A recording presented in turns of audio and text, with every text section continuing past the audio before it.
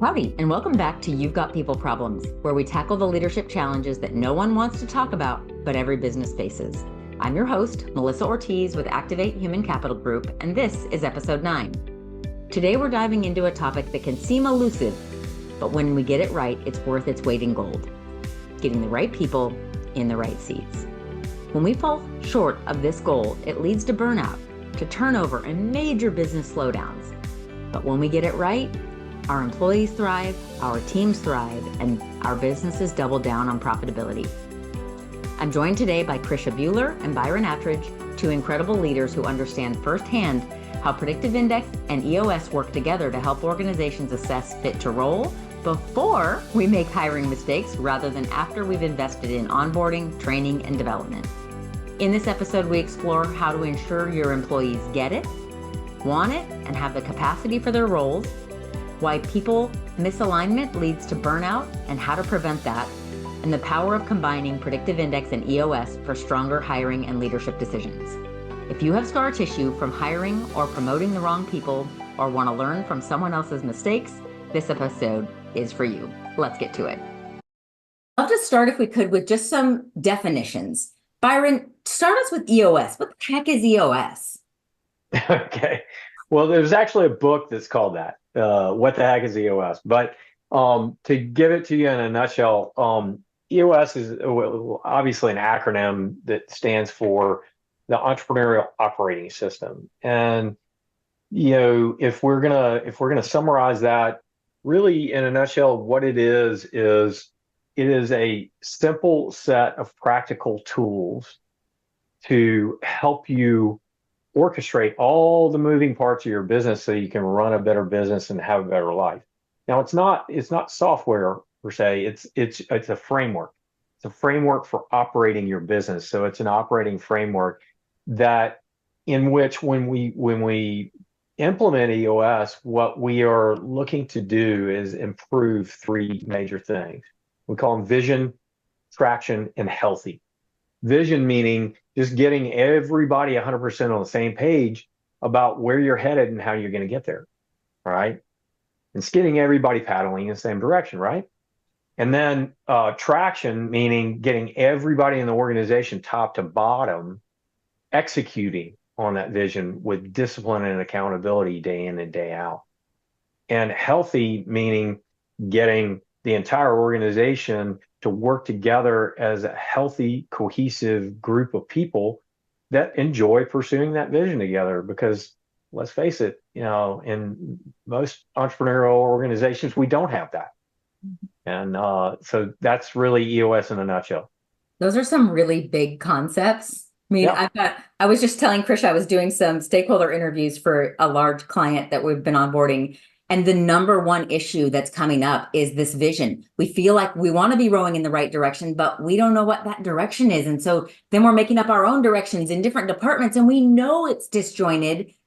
But with 1,500 employees, that's rough. It's easier in a small company because you can ask the questions, but with more layers, it isn't. So that's a high bar to set and a really effective approach from what my clients have found.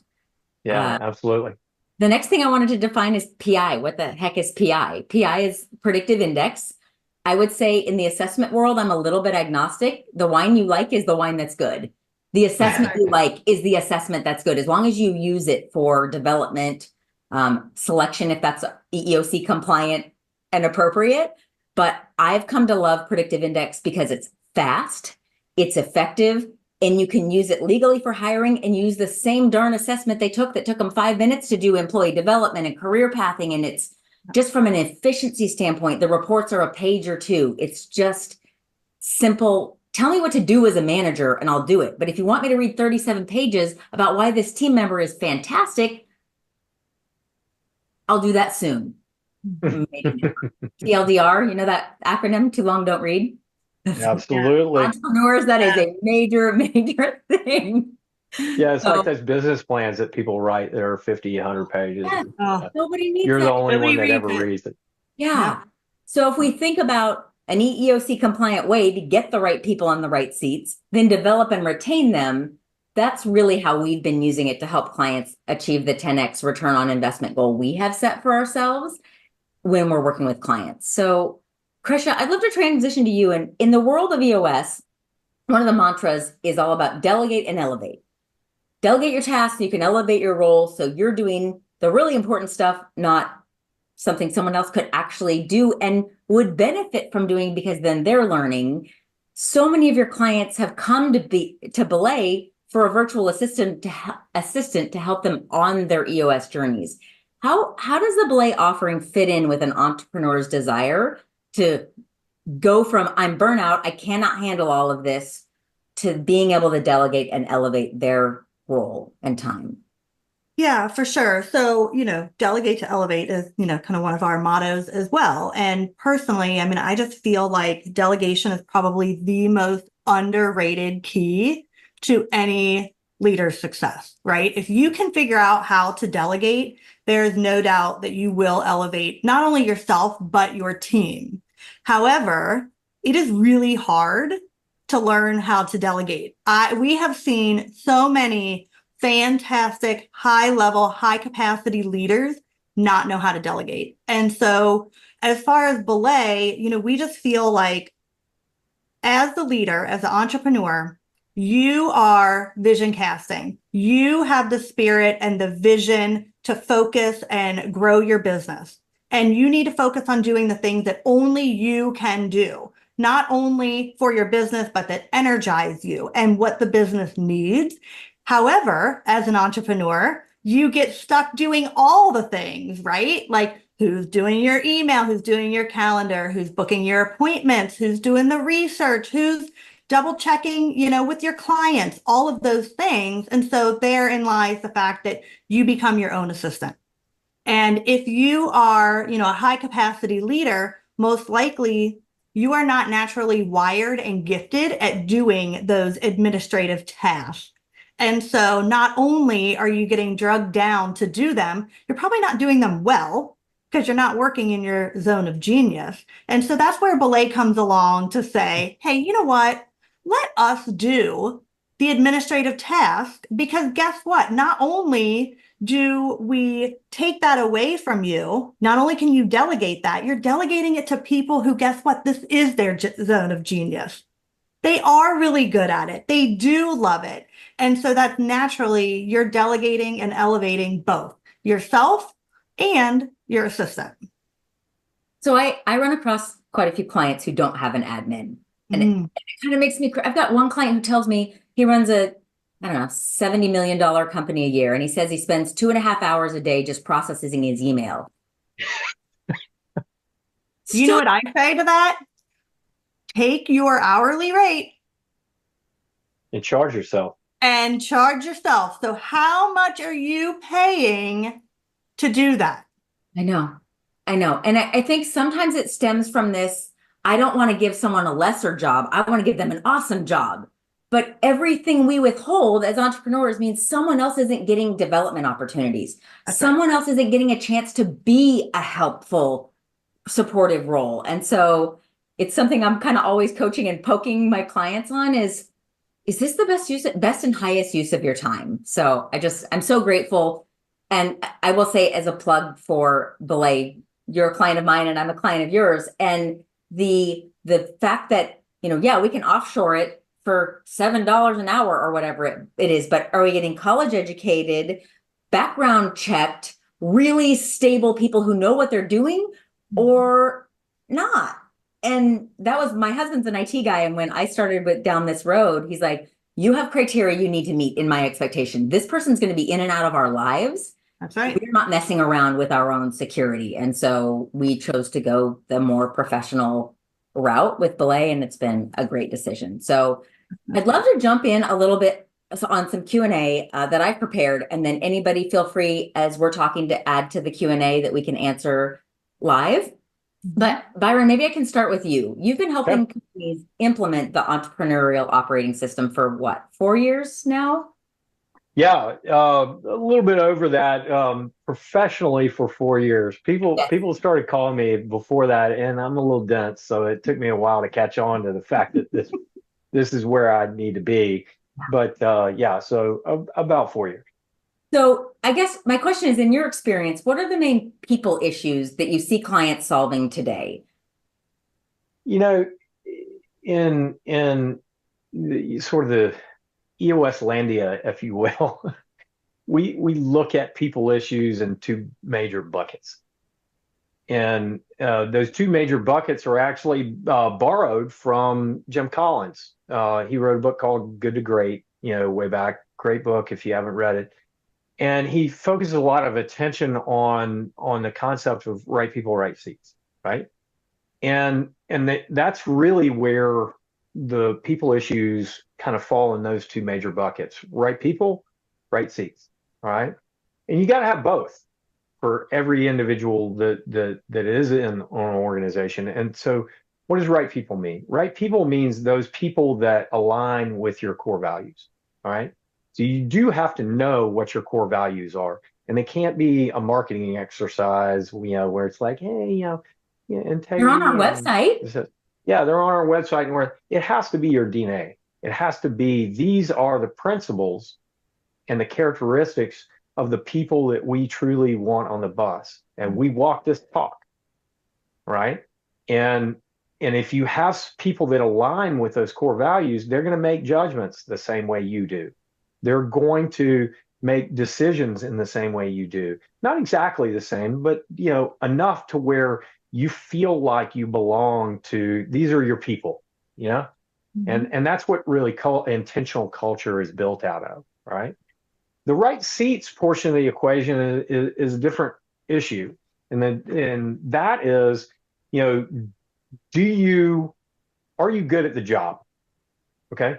So, we define in EOS, we define the job as a seat that has essentially five-ish major roles, major accountabilities. These are the things that you're responsible for, right? And when you look at those five major roles, do you get it? Do you want it?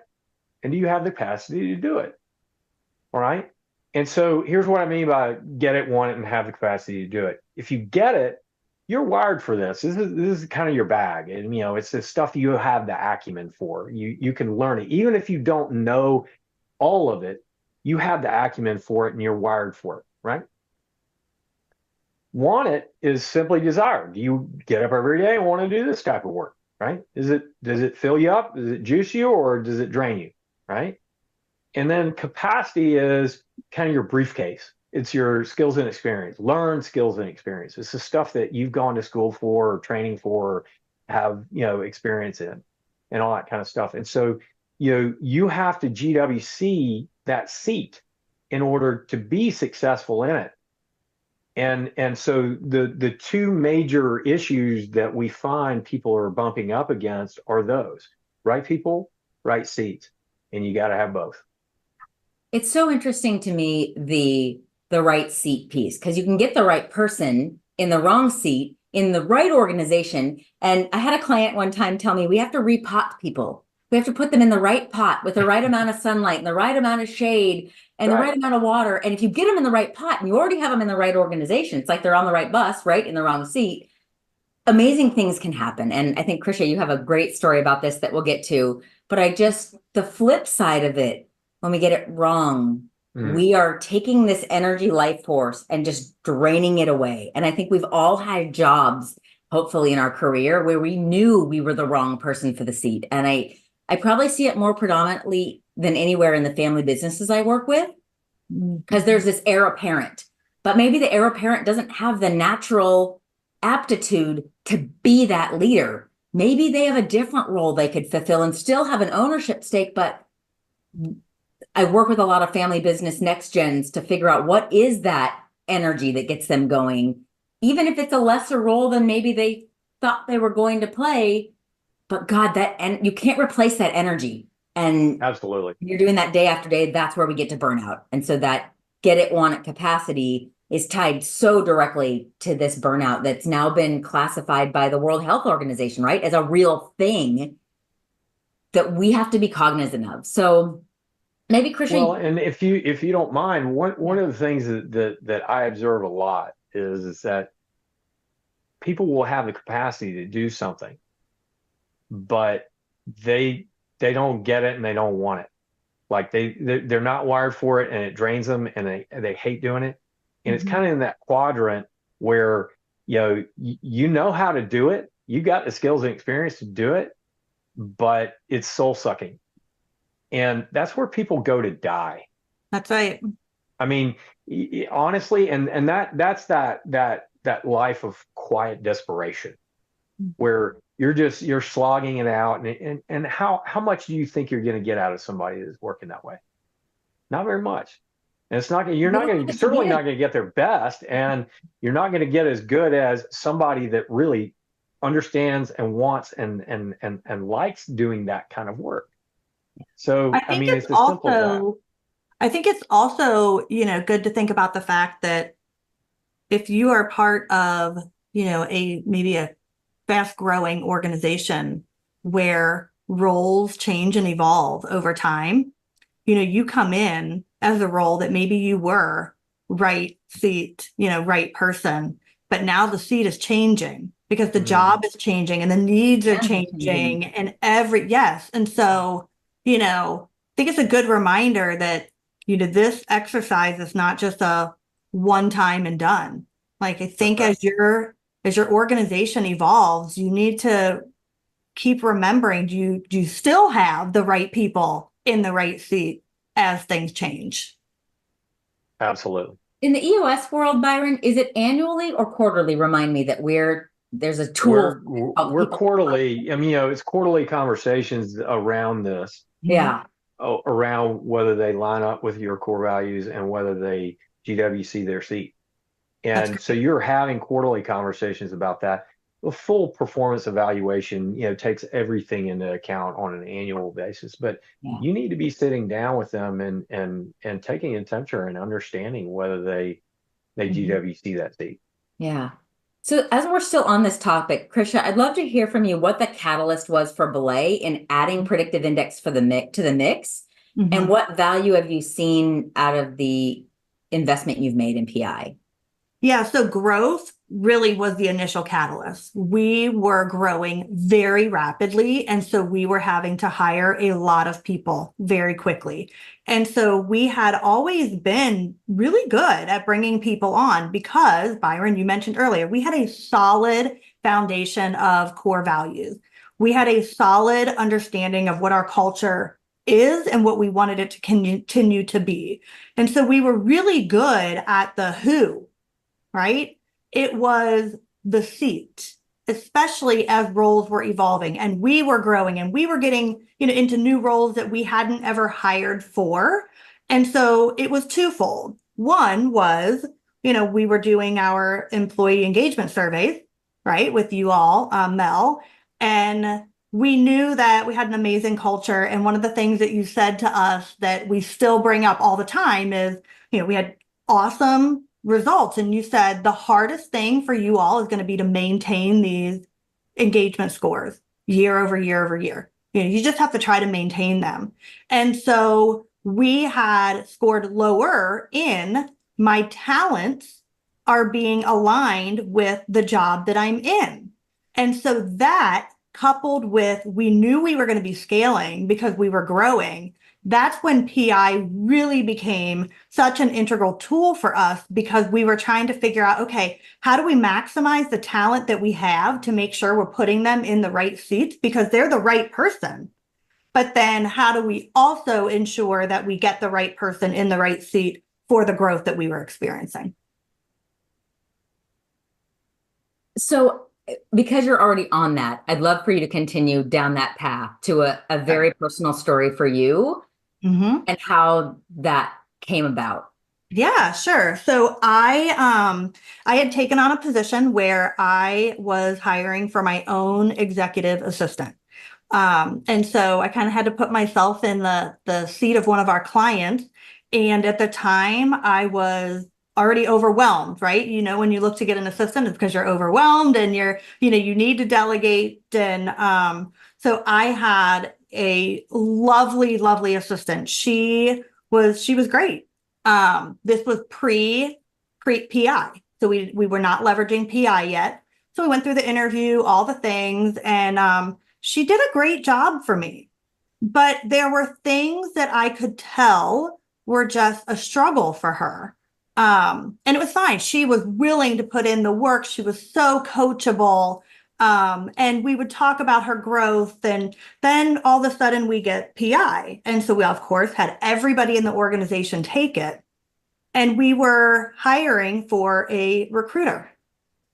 And I see her PI and I said, listen, I appreciate everything that you have done and all the things that you have tried to do, but you need to be a recruiter.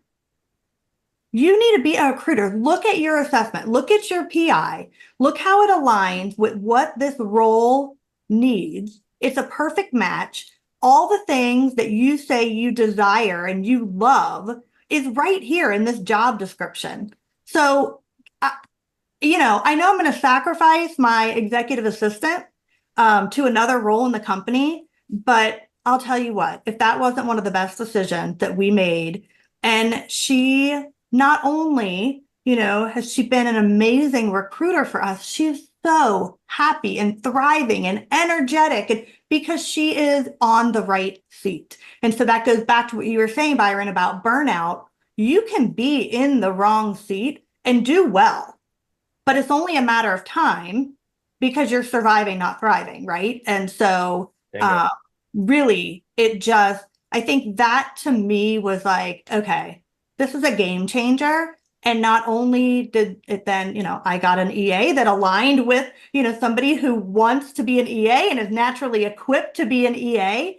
But then this was elevating an employee to go and do something that was in her zone of genius. So it's a great example of how powerful it can be. It's like an at what cost conversation, right? If I get the role and I have capacity for the role, but I don't want it, there will be an energy tax every day. And I will go home with less energy for my family, my physical well-being, my faith, my community, whatever is important to me. I've just siphoned off a bunch of that energy because I worked so hard at work being the person I needed to be, rather than showing up with shoes on, or for those of us who work from home, I don't even need shoes on. And I'm in the zone. I get to be creative and capable. And then I leave work and I'm running a swim team. I'm on the school board. It's all this excess energy because you're doing the right work. And so like as an assistant, right? Like if you are not naturally gifted at having great attention to detail, right? Like think of the flex and the time and the energy you have to put in because that's part of the job. You have to have a good eye for detail. It might take you triple the time to do the task and the energy drain that if I just would have put her in front of people and interviewing them, she could do that all day, every day because she's one on top behind her back and she's just going. Right. Yeah. Okay. Thank you. Sure. Byron, back to you. You've mentioned to me in the past how many of your clients wait until there's an issue, a problem, a frustration to really start thinking about people get it, want it, have the capacity. Why is it important to think about that sooner than later, in your opinion? Well, to sort of summarize it really briefly, is because you burn that person. You're gonna damage them and their feeling of belonging to your organization, even if there is a core values alignment. So if they fit your organization, you put them in the wrong seat, you can literally just trash them. And then they're no good to you or anybody else in your organization. And then you've just sacrificed a great person by putting them in the wrong seat. And the thing that I try to encourage people to do is, okay, you need to find that core values alignment. That's key, because if you can't get past that, then you don't have anything to talk about, right? Because if they don't fit your core values, they don't belong in your organization. But if they do, then work really hard to find out early and find out at the outset if they GWC that seat, which means that you have the task of being extremely clear about what that seed is. All right. So that's on you. And then you want to dive in and say, okay, let's talk about how and why you might, get it, want it, and have the capacity to do it. The piece of that is hardest to test for, as it were, or to discern up front is the gets it, right? What are they wired for? What do they have acumen for? All that kind of stuff. And that's where PI comes into its own. That's where you really get value out of PI, is understanding that at the beginning, as opposed to getting down the road and having an expensive mistake where you've put somebody in the wrong seat, you've burned them, you may have burned them, irreparably, and they want to move on, or they've just, you've gotten to the point where they're just so frustrated that they can't do anything, and you haven't gotten the job done well, right? So nobody wins there. Nobody wins. So you've got to get to that up front. Now, people have a hard time really getting a grasp of and discerning what that, how do I know if they get it? Right. And so that's again where Predictive Index really comes into its own, because you can, it's not perfect by any stretch of the imagination. I'm not going to represent that it is, and you won't, but it gives you a great window into what this person thrives in, what they do well, how do they show up for things, and what are the kinds of things that they tend toward. And when you understand those things, then you have a much, much better understanding of that G portion of the GWC. And you can find that out at the beginning, as opposed to down the road when it's incredibly expensive. One of the things with PI that we love, maybe I'm stealing your thunder, Mel, is, it gives you those interview questions where if you are out of alignment in some way, shape, or form for that seat that you're looking at, it actually gives you some solid interview questions to ask that person on the front end. Tell me how you would navigate this. Based on what I'm seeing, you are someone that maybe doesn't love a lot of change, and talk me through how you would handle being in a very fast-paced growing organization that is having to pivot a lot. How's that going to feel for you? So I think it's really great at giving you solid probing questions to start to figure all of that stuff out, like you were saying, Byron, on the front end rather than on the back end. Later, when we have escalation of commitment, that already invested so much in this person. Right. And it's so interesting. The thing that came to my mind, Byron, is I got an email from a client this morning in the construction industry. Yeah. And she said, over time, it seems like a lot of our ideal candidate profiles and PI are so similar. Is that normal? And I said, actually, based on your environment, where if you aren't high sense of urgency, have the ability to make decisions, and have some real detail orientation, you probably are going to wash out of construction pretty quickly. We're talking high dollar projects. The mistakes are expensive to come back and fix them later. And if you get off timeline, you're out of budget pretty quickly. And so you have to be hardwired to love variety, lean into a sense of urgency, be proactive, and see what's coming.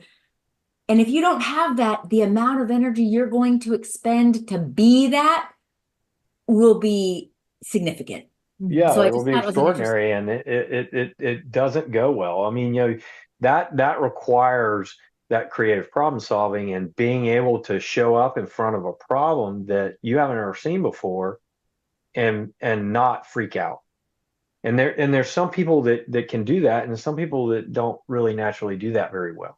And that's okay. It doesn't make that person bad.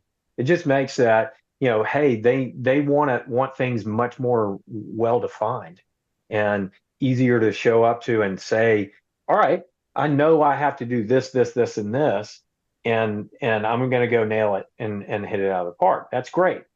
But for somebody that is doing a renovation, I always use the analogy, nobody's ever opened up a wall in a renovation and found a pile of money. The best you're going to find is what you expect. The worst you're going to find, you can't even dream of. And so, opening up that wall, you have to understand you got no idea what you're going to face back there. And so being able to show up in an open and creative problem solving sort of way is required for that kind of work. This is really, really good conversation. I'm going to move us into our tips and tricks segment because I want to make sure there's some tangible things for us to think about. All right. Byron, you've kind of already addressed this one, but I'm going to make sure we lock it in. So tip number one is, as leaders, we all want people who can become A players on the team, right? Nobody's striving for B and C players. But as you think about the 3 pillars of great hiring, we have experience, we have culture fit, and we have aptitude for success in the role, or GWC as we call it in the EOS world. Which of these, I'm going to have you reiterate, do you think the hardest to assess before we hire people? Yeah. So back to what I was saying before, that G piece, or getting it, which, call it, God-given talent, call it hardwiring, call it acumen, the ability to learn this type of thing and excel at this type of work.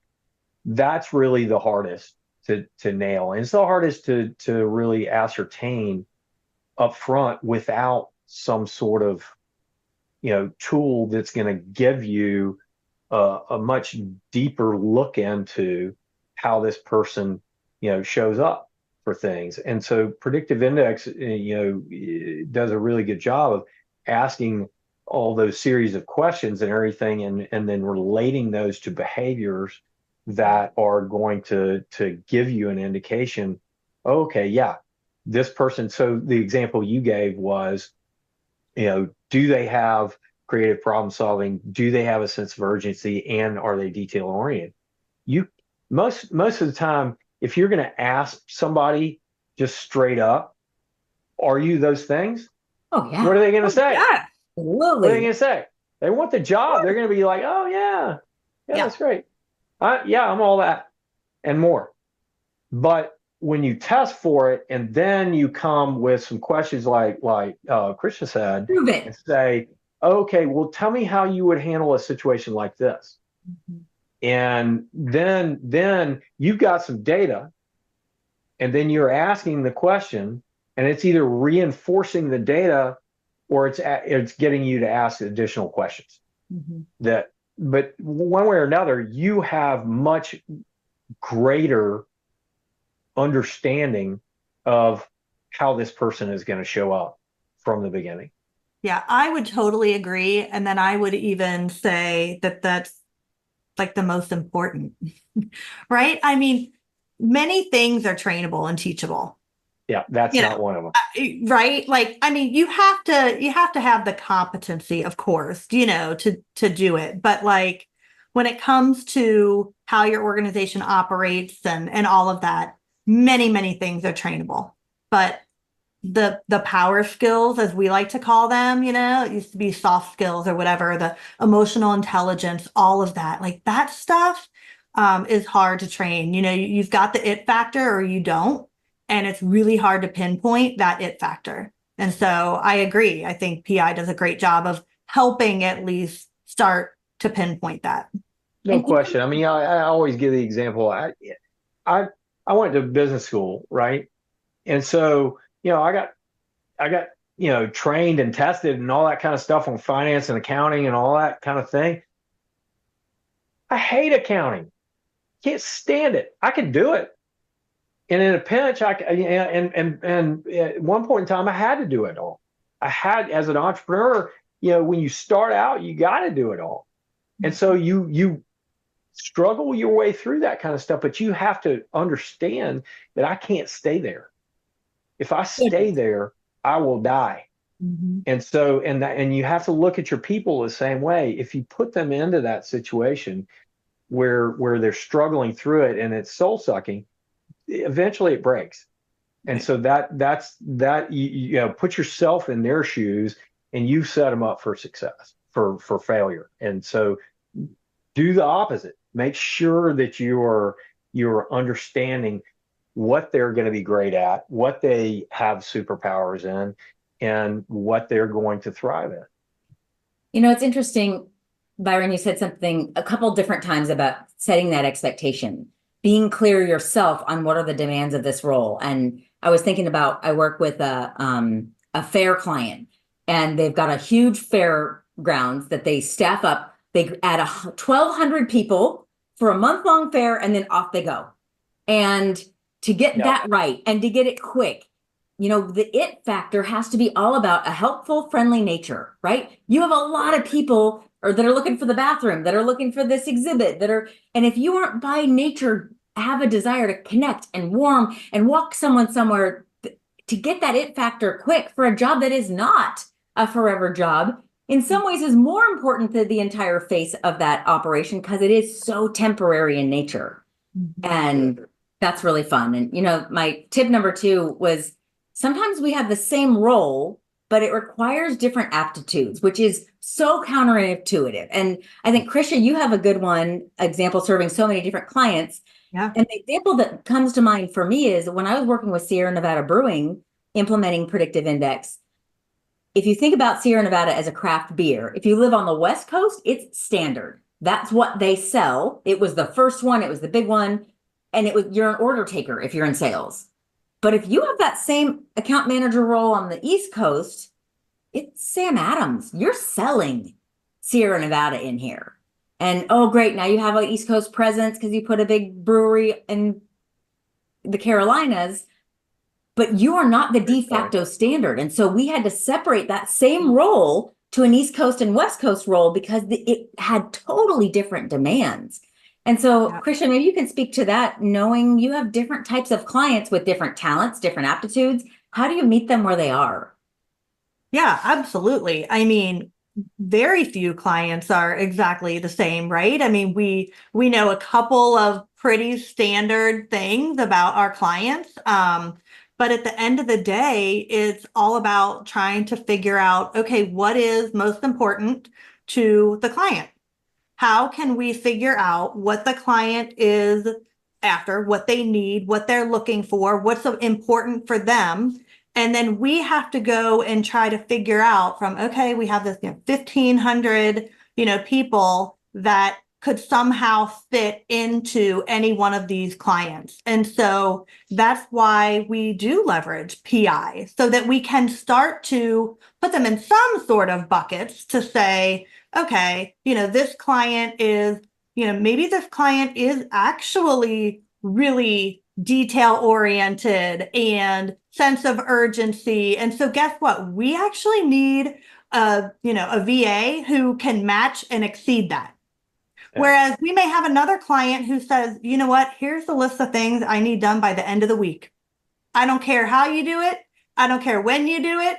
Just have it done by the end of the week. Well, that's a different type of assistant that we need to source for. And so for us, it's really about, we talked about setting the expectation. You have to get all of that information up front of what the expectation of the role is going to be and the demand of the client or whomever the position, and then match to that. I love that. I'm just looking at the Q&A. Okay, so if we think about same role, different aptitudes, and being conscious and clear about that, the other thing, the third tip that I had in my notes to make sure we shared was getting stakeholders aligned. I was talking with a fractional integrator, so a COO that jumps in a couple different clients. And she said, I will not work with partnerships. If I have 2 entrepreneurs at the top to serve, I'm set up for failure. And so I only go one, someone who has total ownership, because otherwise I'm trying to serve 2 masters. I'm usually being brought in by one who wants me, and I'm fighting with another who doesn't. And she said, I just made it one of my non-negotiables. Krisha, you made a post about non-negotiables this morning that I thought was great. What's important? And so when we can get those stakeholders aligned, that's something I've had a lot of really good luck with PI doing, is saying, all right, Byron, give input on the CFO we're hiring. Krisha, you do the same. Melanie, everybody gives their own input independently on the same factors.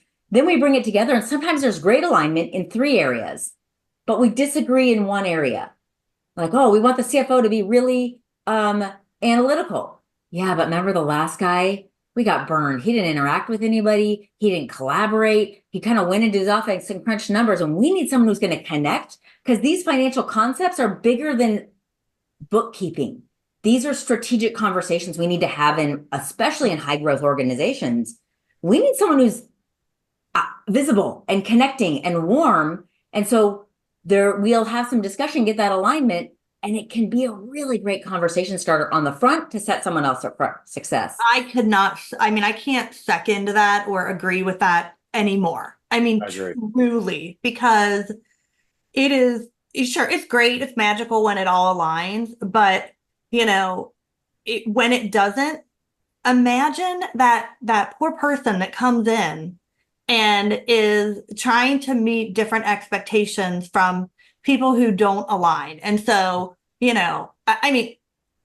clear is kind, right? Clear is kind.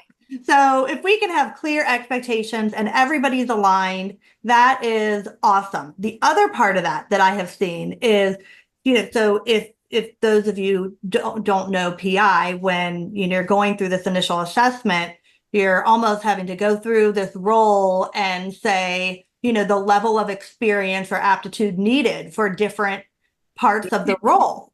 And, you start to go through and you can catch yourself pretty quickly saying, okay, my expectations are way too high. My budget for this role is X, but I have just gone through, or somebody, the hiring manager has gone through and said that they have to be, advanced and intermediate in every single thing.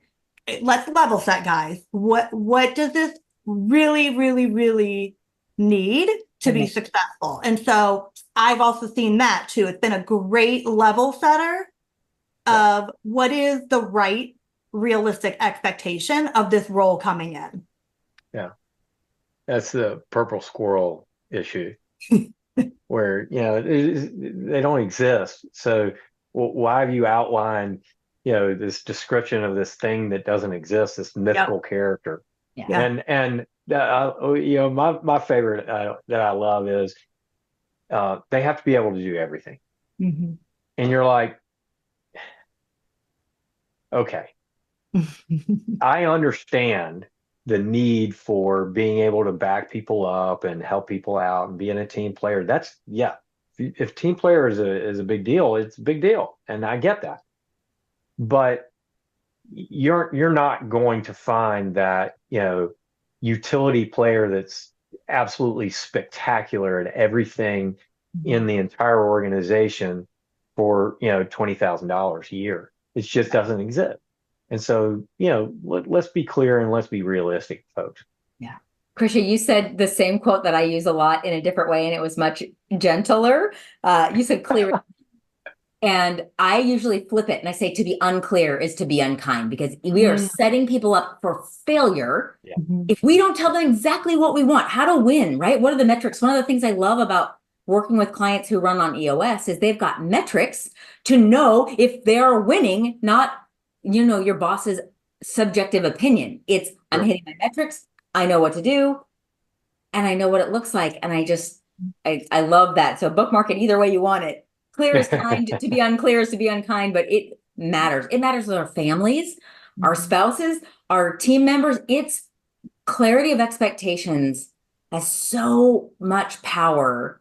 Even like setting, I work with our superintendent of schools really closely, and she knows when I text her, do you have 2 minutes? I'm literally on the clock and I'm expecting to finish that call at 1:58, and she's going to be on her way. I'm really intentional about that clarity of expectation, because it's unfair to say, yes, I have 2 minutes, but I have a meeting that starts in 5 and I don't have more than 4. Right. Yeah. So I love that. So we could spend an entire day on that subject about expectations and being clear and all that kind of stuff, because that is the source of all human strife. I totally agree with you. I totally do. Okay, so a couple questions from the audience, and we're getting close to the end of our time. I had one question about how long does Predictive Index take? Because there are a lot of assessments out there that range from short to very long. And when we're thinking about the candidate experience, it can make a difference in our candidate applications. So short answer is 5 minutes. It tends to take people about 5 minutes to take the basic assessment. And if you add on the cognitive, it's a 12-minute timed, basically set of brain teasers to assess learning speed. So that one's a pretty straightforward one. Byron, one came in for you about how, if this concept of EOS is new to me, where do I start learning more? What would be a good way to? For EOS, Yeah. Start with the book Traction. There's so the book Traction outlines the entire EOS methodology. Okay, and so I, as an implementer, work with clients who want help in guidance in implementing EOS on their EOS journey. But you don't necessarily have to use an implementer, and some of it may be that hey, I just want to learn some more and whatever else. You can start with the book Traction. They can contact me. I'm happy to have a conversation with them and lay out for them in about 90 minutes exactly what EOS looks like, so that they can make an eyes wide open, kind of decision about whether it is right. Regardless of whether they're going to use me as an implementer, I want to make sure that people understand and go into EOS with their eyes wide open, because it's not for everybody. Some people may look at that and they're like, no way, I don't want that. That's not us, and that's not me, and whatever else. That's fine. If that's the case, then no harm, no foul. You learned a few things, and we'll part ways. But at the end of the day, either reading Traction, or they can reach out to me, and I will walk them through exactly what EOS implementation looks like. Yeah, thank you. Krisha, the next one that came in, it's probably appropriate for you. It's asking about PI used for career pathing. And thinking about those aptitudes as people learn and grow, and laying out career paths that are maybe aptitude aligned rather than ladder aligned. How do you think about that with your corporate team at BELAY?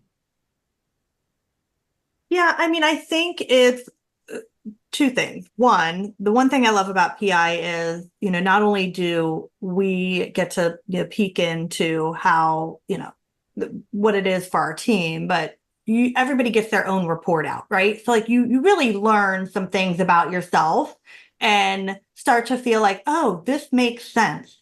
Like this makes sense. Okay, now I get it. And I think once you see that information, and then if you continue to learn about PI, you just naturally start to have a better sense of self-awareness.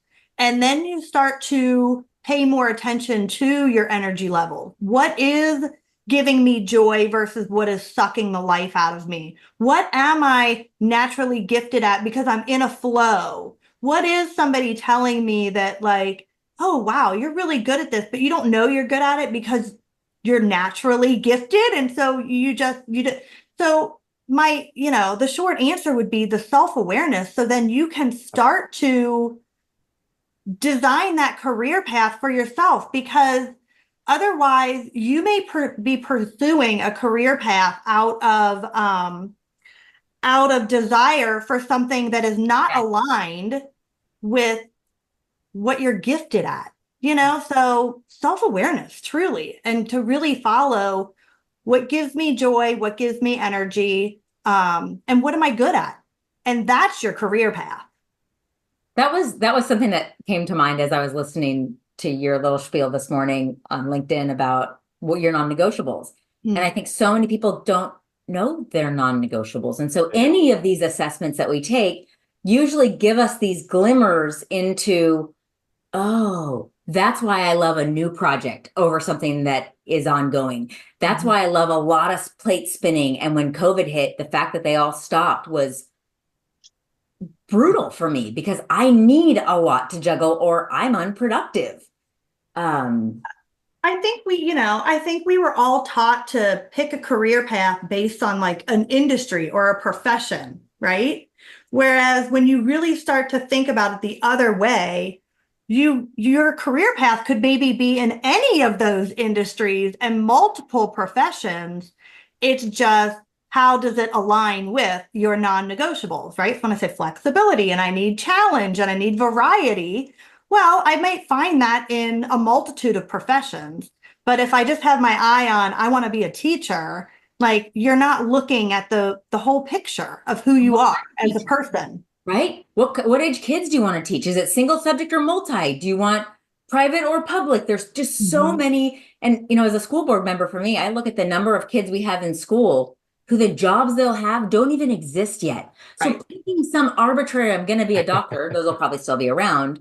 But we've got to get clued into potential, start mining and developing that so they can aim that potential at anything they want to do as the world changes around them, because it will. And I think it's changing more rapidly than ever. And then that's one of the things that my wife and I really focus on for our son is that, in this world, you really do have to focus, like Krisha said, on self-awareness.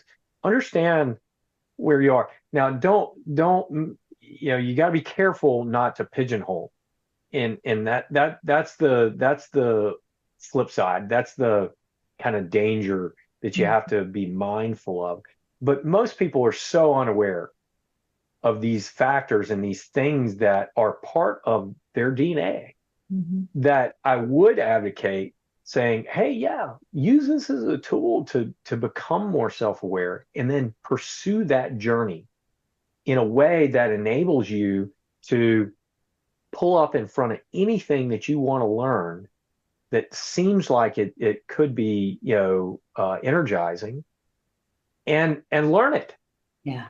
Because everything is changing so rapidly in front of us, and careers are going to be completely demolished and created out of AI and all these other technologies that are coming out. And if you aren't self-aware enough to be able to make those kinds of adjustments and find your place where you are going to thrive in that landscape of shifting, marketplace, you're going to suffer. Yeah. That's so good. That's so good, Byron, because I have a 14-year-old daughter and I tell her, the same, but I say also pay attention to the things that you really don't like to do. Yeah. The opposite. What is draining? What are you dreading? Like, what is the class? Because that's equally important, right? To kind of help you navigate from a career path. So I would say that the same thing to anybody, like the things that you really do not like doing or that drain you, those are signs just as much as the things that you do like to do and give you energy. I love that. Absolutely. Now, the caveat to that is this.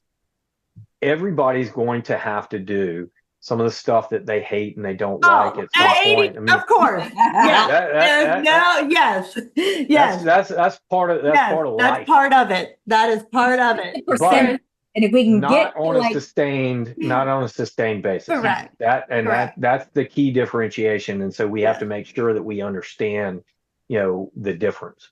Absolutely. And I actually think that brings us back to your team, Krisha. And one of the things I so appreciate about BELAY is like, yes, I have to answer emails, but do I have to answer?